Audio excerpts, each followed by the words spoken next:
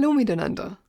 Spielt ihr eure Lieder vorwiegend einstimmig und würdet eure Fähigkeiten gern etwas erweitern und auch öfter mal zweistimmig spielen können? Dann ist mein Übungslied vielleicht genau das Richtige für euch. Herzlich willkommen bei In Harmony. Ich spiele das Lied erstmal mit verschiedenen langsamen Walzer-Styles durch, allesamt in gerader Rhythmik, also straight. Damit bekommt ihr gleich mal ein paar Anregungen, wie unterschiedlich es sich anhören könnte. Die meisten Instrumentierungen der rechten Hand kommen übrigens aus meinem World of Music Registrierungspaket.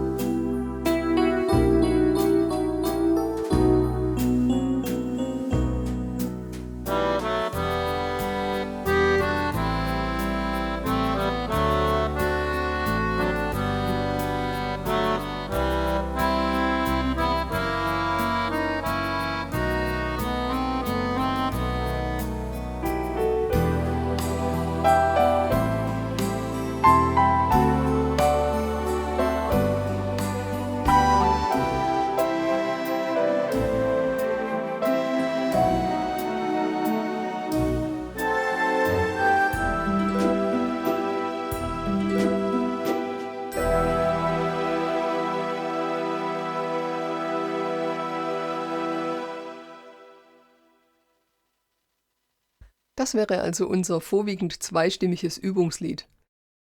Ganz zum Schluss dieses Videos spiele ich es nochmal komplett durch, mit ganz speziellen Instrumentierungen, die sich besonders authentisch anhören. Also unbedingt dranbleiben. Bevor ich zum eigentlichen Lernteil übergehe, wäre noch Folgendes wichtig zu wissen. Ihr könnt für In Harmony jeden geraden, langsamen Walzer-Style benutzen. Also jeden, der gleichmäßig durchläuft. 1 und 2 und 3 und. Also nicht geschaffelt wie der hier. 1 und 2 und 3 und 1 und 2 und 3 und. Mit meinem Style Finder hat man ruckzuck passende Styles beieinander. Den gibt's ab der neuen Keyboard-Generation mit Genos und der PSR SX Keyboard-Serie.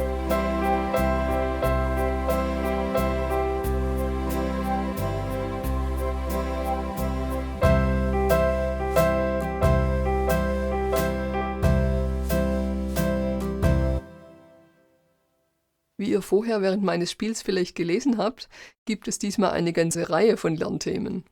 Ganz im Vordergrund steht das zweistimmige Spiel im Terzabstand. Das ist der gebräuchlichste Abstand bzw. Intervall, wenn man eine zweite Stimme zu einer Melodie spielen oder singen will. Eine Terz hat immer mit 3 Tönen zu tun. Und es gibt die kleine und große Terz. Die kleine, die klingt wie der Kuckucksruf. Für sie zählt man von einem beliebigen Ton aus entweder 3 Halbtöne rauf oder runter.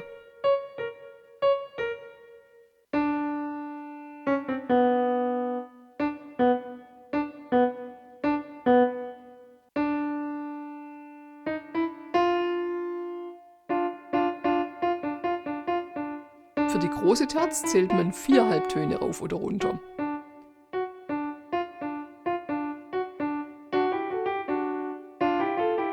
Der Abstand von 3 oder 4 Halbtönen ist also entscheidend dafür, ob es eine kleine oder große Terz ist. Und Halbtöne, das ist unabhängig von weißen oder schwarzen Tasten. Ein Halbton ist nichts anderes als der direkte Nachbarton, egal ob schwarz oder weiß. Von C ausgehend, ein Halbton rauf ist es Cis, Ein Halbton runter ist es international gesehen B. Zurück zur Terz. Meist wird sie als Zweitstimme unter die Melodie gesetzt.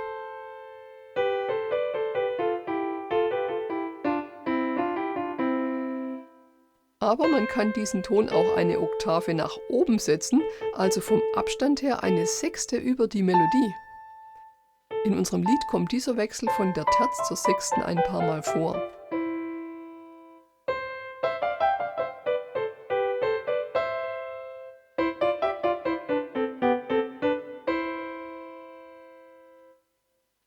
Wer mehr über Terzen und Intervalle erfahren will, findet im Internet unzählige Videos und Infos dazu, deshalb gehe ich hier nicht noch mehr drauf ein. Wir gehen jetzt gleich in die Praxis über und machen erstmal eine kleine Koordinationsübung, gut fürs Gehirn und die Finger. Bitte achtet darauf, dass eine Taste von der anderen abgelöst wird, dass ihr die Terzen möglichst gleichzeitig anschlagt und die Töne auch aneinander bindet. Ein Finger löst den anderen ab, möglichst ohne Überlappung.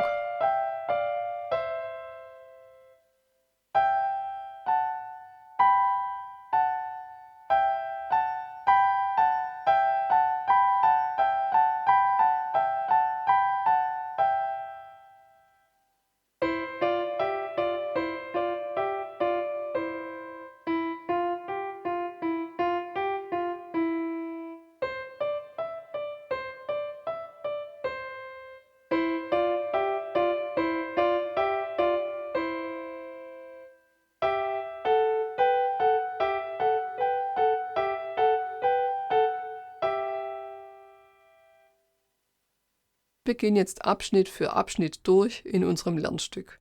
Bitte wie immer auf die Fingersätze Acht geben.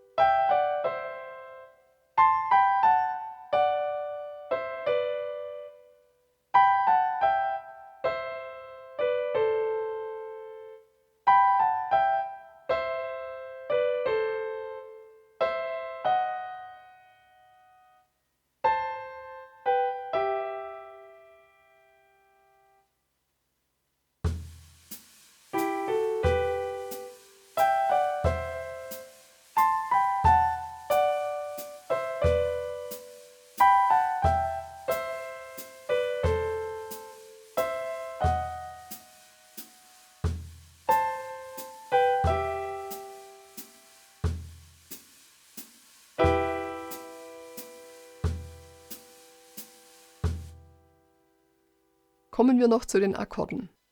Unser Lied ist in E-Moll geschrieben, das ist die parallele Molltonart zu G-Dur. So haben wir also nur ein Kreuz als Vorzeichen.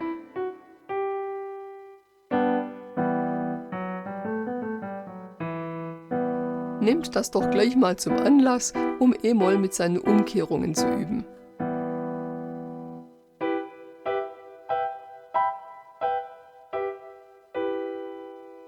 Ganz häufig kommt dann auch diese weitere Akkordfolge.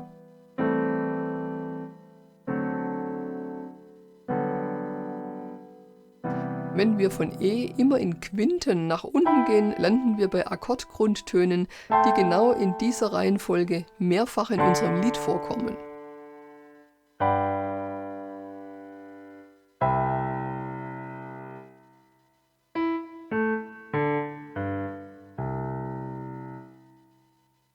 Manchmal sind es allerdings Dur- und manchmal Mollakkorde.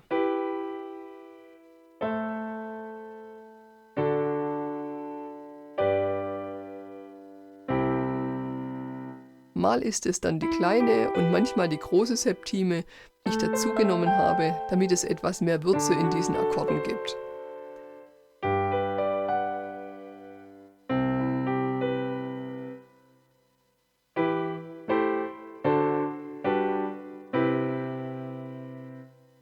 Wenn beim Akkord nur eine 7 dran gehängt wird, handelt es sich um den sogenannten Dominant-Sept-Akkord, also die kleine Septime. Den findet man, wenn man von einer Tonart den Grundakkord spielt und dann noch den Ton dran pappt, der 1, 2, 3 Halbtöne über dem 5. ist, also der dominanten. Das gilt immer, bei jeder Tonart, ob Dur oder Moll.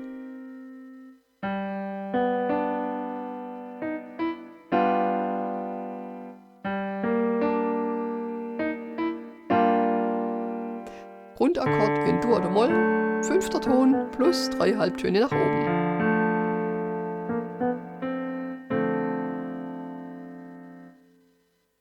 Und was ist mit Major 7? Das ist die große Septime. Sie liegt noch einen Halbton höher als die kleine Septime und ist besonders einfach zu finden, wenn man vom Grundton einen Halbton nach unten geht.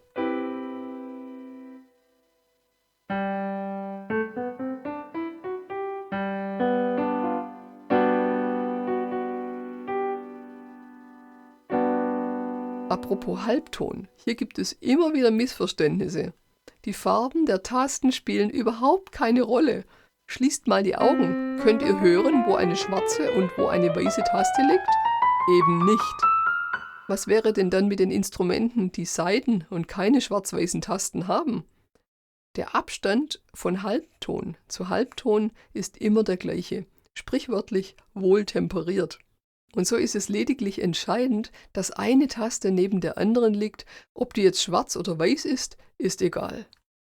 Ich spiele jetzt eine Tonleiter, wo jeder Ton ein Halbton vom anderen entfernt ist.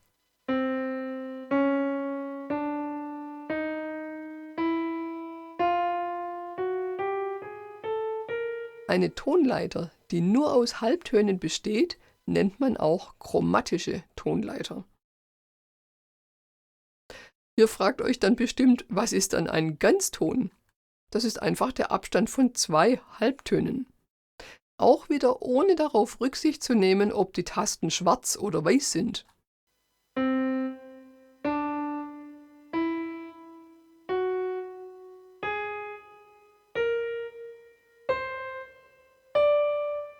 Eine Ganztonleiter gibt es auch. Die wird besonders gerne benutzt, wenn man eine schaurige Atmosphäre braucht.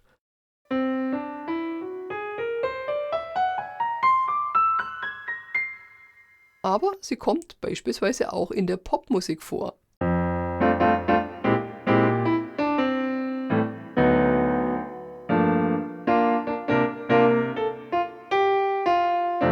Jetzt!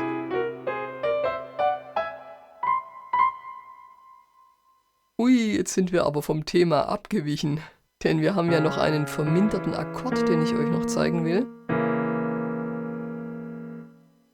Vielleicht habt ihr bemerkt, dass man bei den Griffen insgesamt oft nur einen einzigen Finger umsetzen muss. Ja, damit wären wir im Lernstoff durch. Ganz zum Schluss hört ihr wie versprochen noch eine Version meines Lernstücks, die besonders authentisch klingt. Hierfür nehme ich jetzt meinen 3/4 Piano Buddy 5 Style zusammen mit einigen meiner orchestralen Ensemble Voices. Und damit wünsche ich euch ganz viel Spaß und Lernerfolg mit In Harmony. Tschüss, bis zum nächsten Mal.